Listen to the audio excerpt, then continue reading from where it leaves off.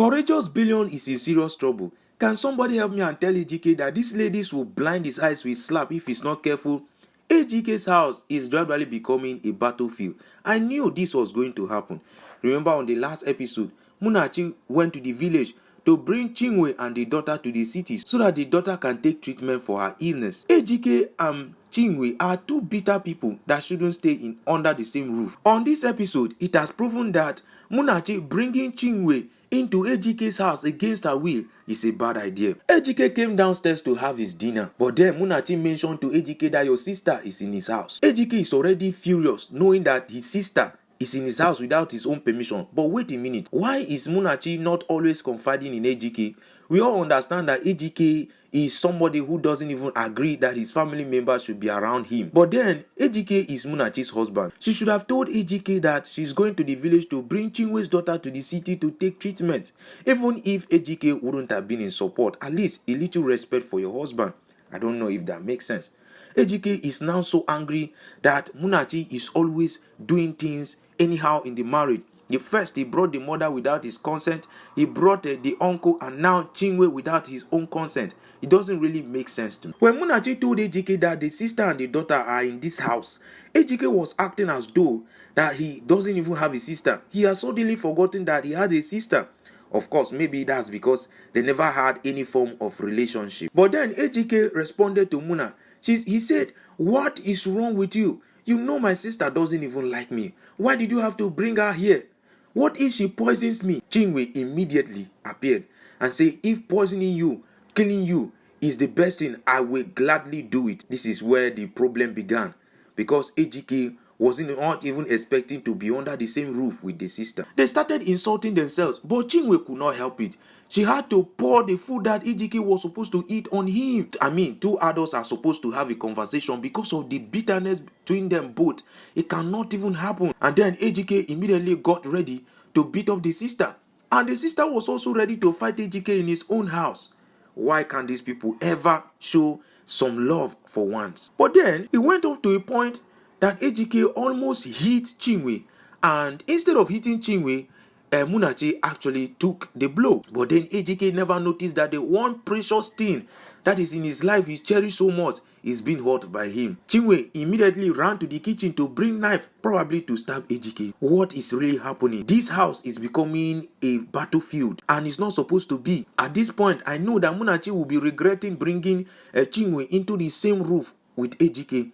Because if Chinwe eventually murders Ejike in this house, she is to be blamed by not having Ejike's consent to bring the sister here. And now this has happened. Munachi had to tell Chinwe, "So you went into my kitchen to bring a knife to do what? To stab your brother in my presence? Why do you have to do that?" And immediately Munachi was trying to caution Ejike not to do anything stupid. Why are you always showing how powerful you are when it comes to women? That when your friends are here, Dan is here to give you nonsense and useless advice. You never said anything. But when it comes to women, you are always showing that you have power. Courageous Billions and all that. From all indication, Ejike is always acting under the influence of Dan's decisions. Munachi told Ejike to stop this nonsense this minute and stop folding blow as if he's fighting his fellow man.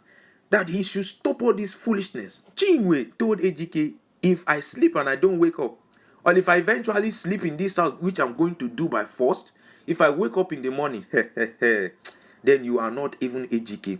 She went to her room to sleep, and there was nothing Ejike could do. But then something happened that made Ejike to marvel. He was so surprised that Munachi told him to clean up the mess, the food Chinwe poured on him. Munachi, his wife, told him to clean it up. And Ejike was like, "Are you talking to me, a man of this house? What kind of insult is this?" Ejike is really taking shit at this point, because Munachi is ready to give it to him. The sister is ready to fight him. Ejike has nowhere to run to. But then, Ejike could not sleep at night. Remember what happened when Munachi brought Ejike's mother to the house? He could not sleep. He was thinking of what to do to the mother. That is the exact same thing that Ejike is doing right now. Why is Ejike so bitter? Can you please take away bitterness from your heart, because it's going to destroy you? He could not help it. He was even thinking that Munachi was sleeping. Ejike was about to open the door to go to the sister's room to probably do something bad to her. And Muna was like, "Where are you going to?" Oh, wait on a minute. Are you going to pour water on Chinwe and the daughter just like you did to your mother? Why are you so bitter? I mean, if you want to be wicked, if you want to be a bad person, you should be creative. You should do something better. AGK has never thought of anything good when it comes to his family. He is feeling that his family betrayed him. Even when they are telling him about the sacrifice the family made for him, instead of him to receive his own family, his own blood, AGK is still very bitter towards them. Munachi told him not to stop this nonsense and come to bed. Let him stop behaving like somebody who doesn't have sense. Because true, at this point, AGK doesn't even have sense. He's behaving like a child. A man should not behave like this. But then, Chinwe slept and woke up in the morning. The daughter could not eat. Chinwe was even begging the daughter to please eat something so that she can actually take her drugs. But then AGK came into the picture and started mocking the sister. Say, oh, you said you don't like me. You don't want to stay around me. You don't want to do this and that. But you are in my house, eating my food. Oh, I'm even glad that I thank God that I have food to give to you, so that at least you can eat, so that you stop starving. I mean, this is the best meal you have ever had. AGK, why are you doing this to your sister? You are making your sister uncomfortable with ordinary food, just like you did to your mother.